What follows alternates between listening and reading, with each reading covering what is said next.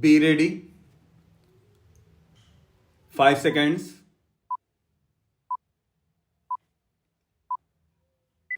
Start.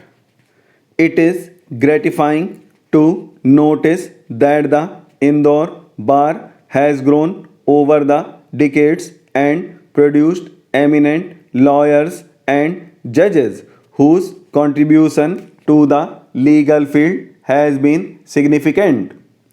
In the mighty freedom struggle that took place prior to independence, the role played by the bar and its leaders in this country is memorable.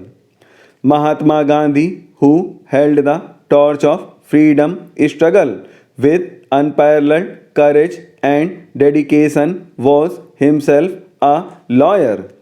So was the case with other eminent leaders of the freedom movement like Jawaharlal Nehru, Sardar Patel, and innumerable other leaders. Legal profession in any politically organized community has got a unique place among intellectual professions.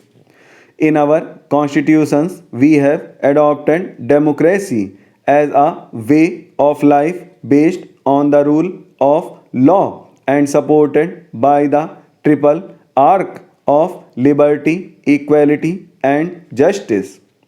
In the preamble to our constitution, we have proclaimed these as basic guarantees under our political system.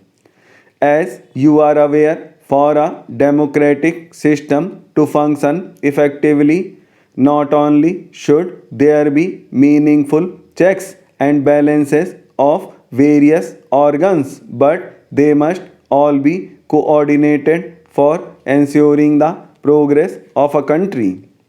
While the legislature, as a democratically elected body, is entrusted with all the task of deliberation and making law, the judiciary, with all the independence at its command, is entrusted with the supreme responsibility to administer justice, and that must be done according to law.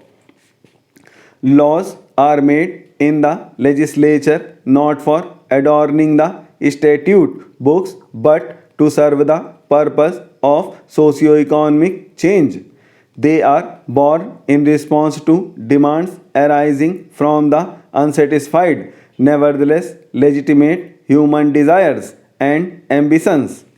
Indian philosophers consider the Dharma, which embodies different laws and duties, as supreme. The Upanishads, which echo our philosophy, observe law is the king of kings, far more powerful than they. There is nothing higher than law, and by its prowess, as by that of the highest monarch in heaven, the wheel shall prevail over the strong, and justice will triumph. Neither the Constitution nor laws created under the Constitution are ends in themselves.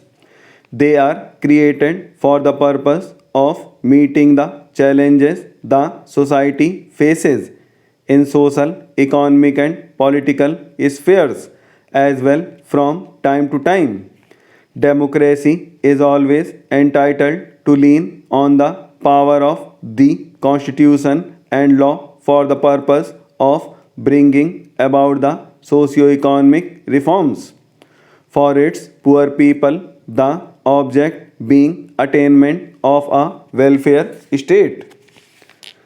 Even though we have guaranteed freedom of life, liberty, expression, and belief inter alia under our constitution, we have yet to guarantee freedom to the teeming millions from want and ignorance.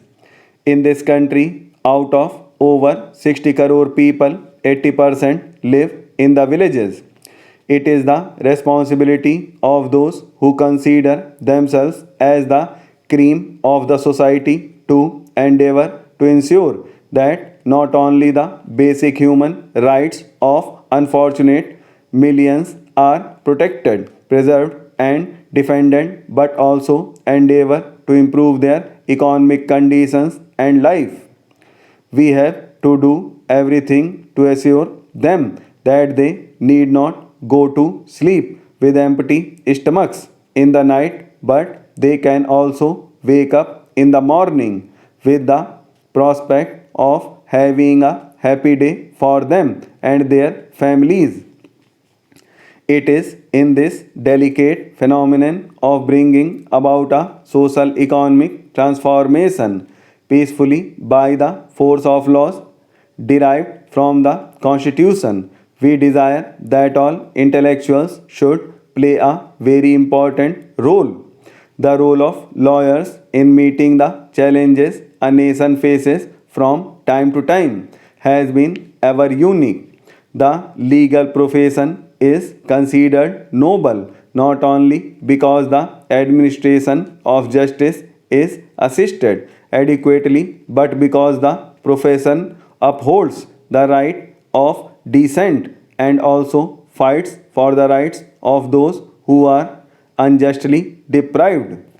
In the early days of the Greek and Roman empires, the functions of a state were exclusively confined to ensure security of the state and to administer justice. Societies from time immemorial have been conflict ridden.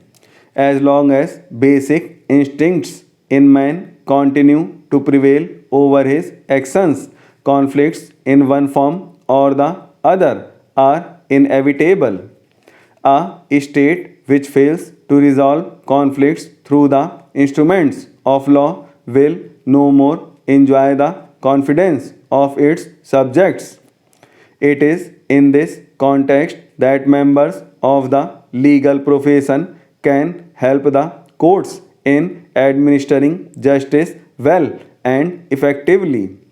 Justice should not be delayed, nor should justice be hurried. To the age old adage, justice delayed is justice denied.